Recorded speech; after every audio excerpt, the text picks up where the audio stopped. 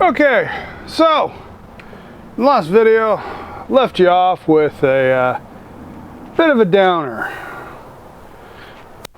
on a real disappointment, and that happens. Now, we have a long history of working on stuff, so we should have known better. That's on us. And you know, no excuse, because it isn't like information isn't readily available at our fingertips 24/7. So, how do we recover from this? It was a brand new forged crank, super whiz bang, high performance jobby that was real money, and we fragged it. Or did we? This video, we're going to cover out how to fix when you're stupid. Because, you know, wisdom is knowing what you can do, when you can do it, and how to do it. How you gain wisdom is by making lots of mistakes, so you figure out what you shouldn't do, when you shouldn't even try it, and how to fix it when you do mess up. So, therefore, let's show you how to fix this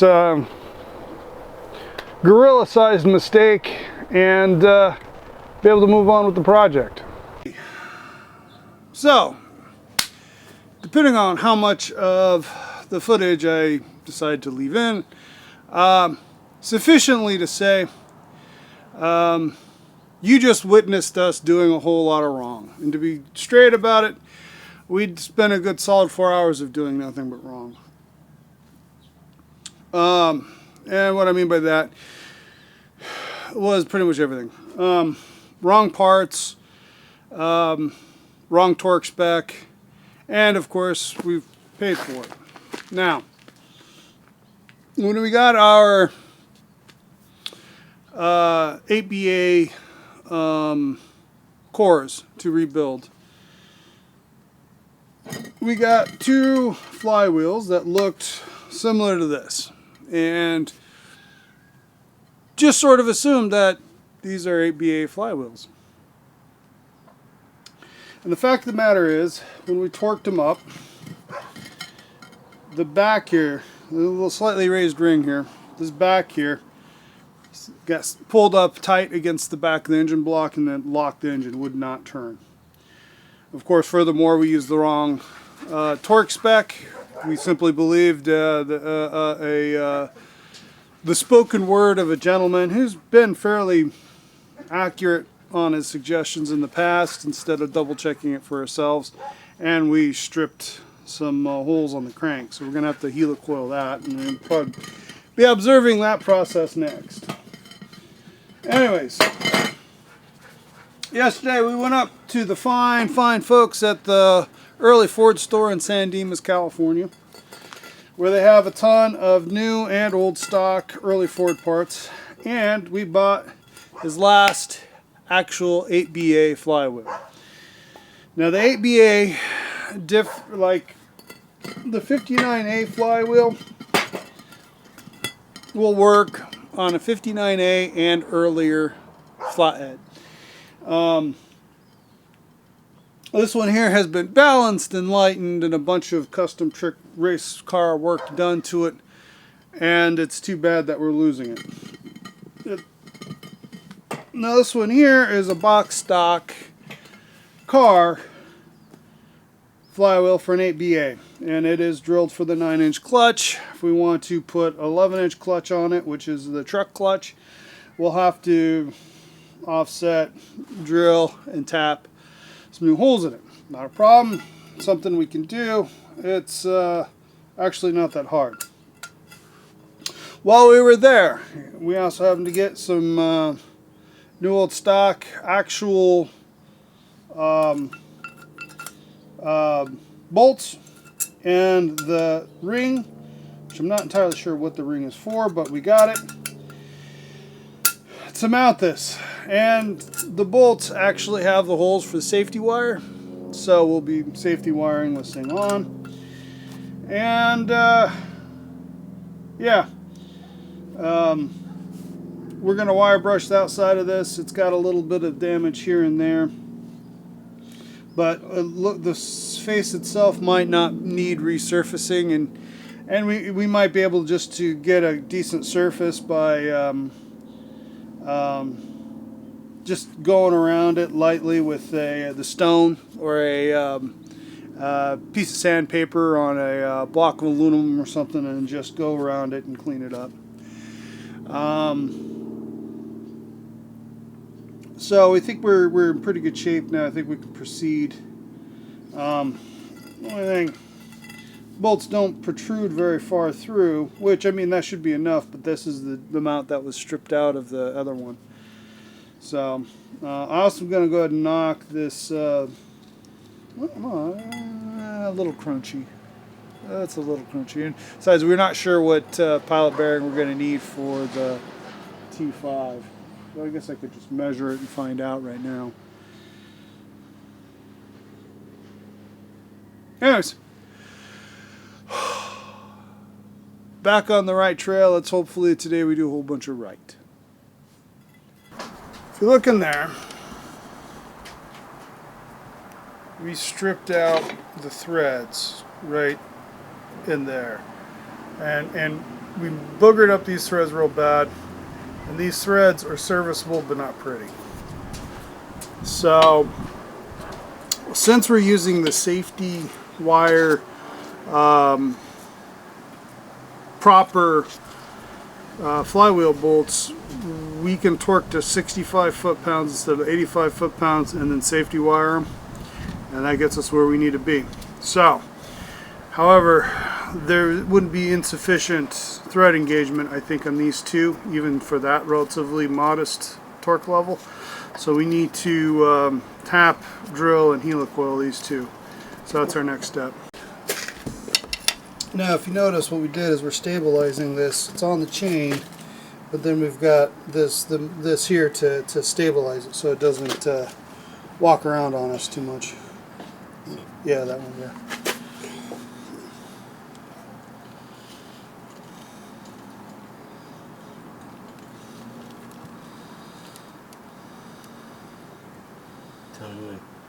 That's good there. You can see just how goobered up those threads there are. So this one and these two are the ones we need to do, so we're going to go ahead and do this one real quick.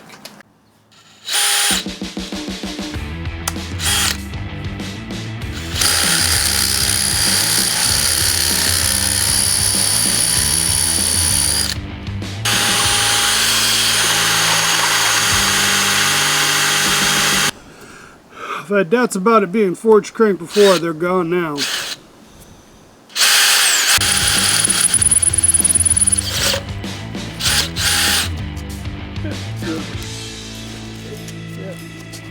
Only did a little bit of damage.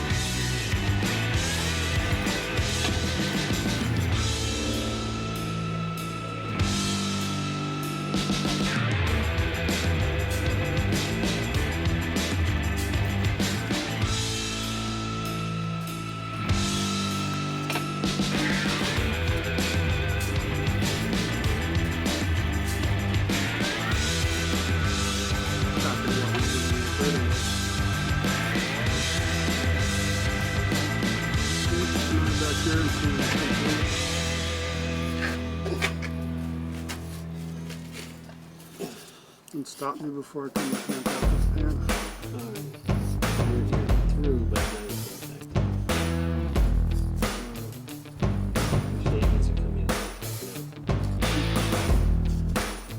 We got it back all the way, so.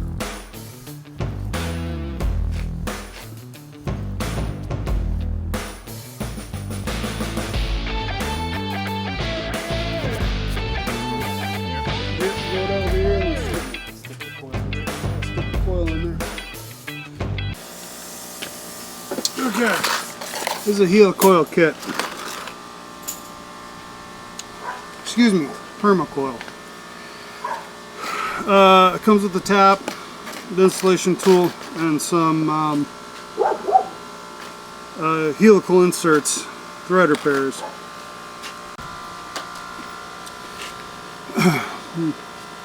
Installation tool. Thusly. And what it is it kind of winds it up a little bit.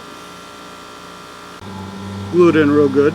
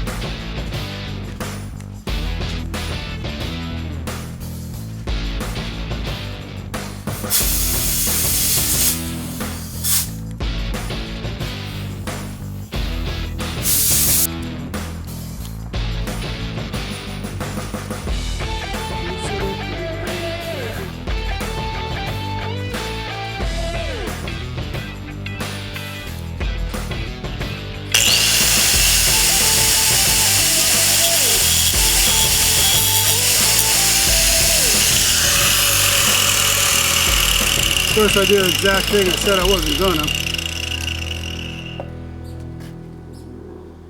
Oh well.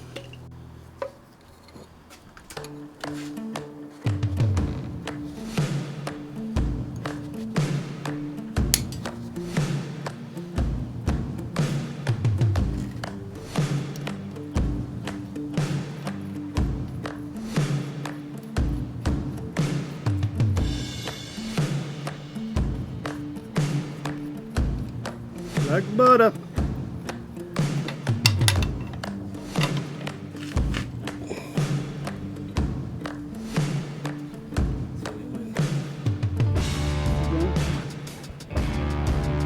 Go.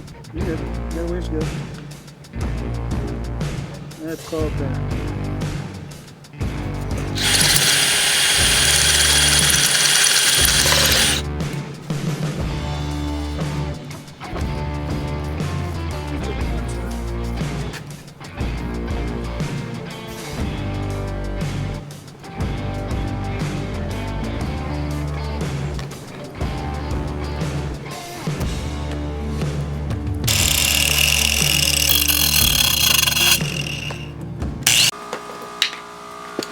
Okay, our thread repairs are done, and red Loctite is dry, so now it's time to put on the flywheel. It's quite a bit actually heavier than the two we tried putting on.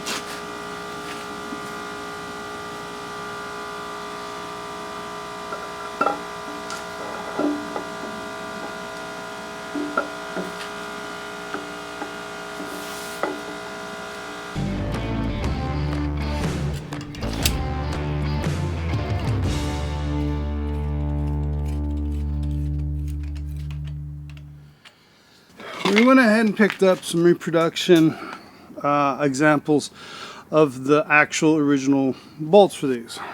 And what they are, if you can see that hole through it, the original ones were actually retained, not with any sort of thread locker like modern ones are, but with what's called safety wire. And I'll go through the safety wire process here in a minute. It's pretty straightforward and quite honestly rather sharp looking.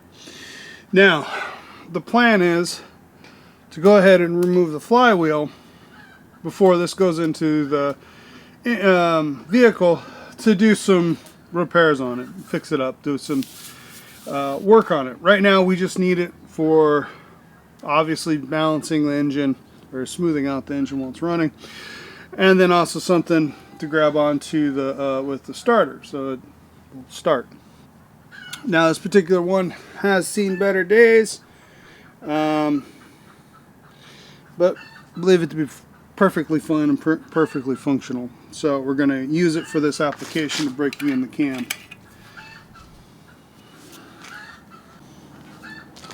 Another thing we didn't have was this retaining ring here, which, to be honest with you, I'm not 100% sure what it's supposed to do. I guess a giant washer, I'm not sure.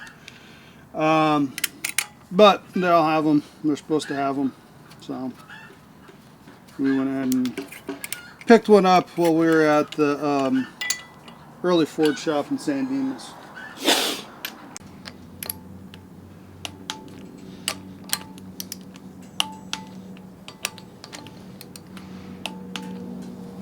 Okay, you could look up safety wire, how to process for safety wiring. First is to cut an extra long piece, far longer than what you need. Now, this isn't specifically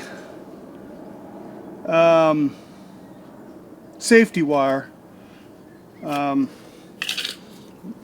It's just galvanized steel wire, not even stainless. But a big part of safety wire is folded in half. It becomes a visual indicator if you've backed off. It also creates just a little bit of counter tension on it to keep it tight. But basically the idea is, if you want it so that if this bolt here tries to loosen, it's going to pull this one tighter. And conversely, if this one tries to loosen, it's going to pull this one tighter. You want to come through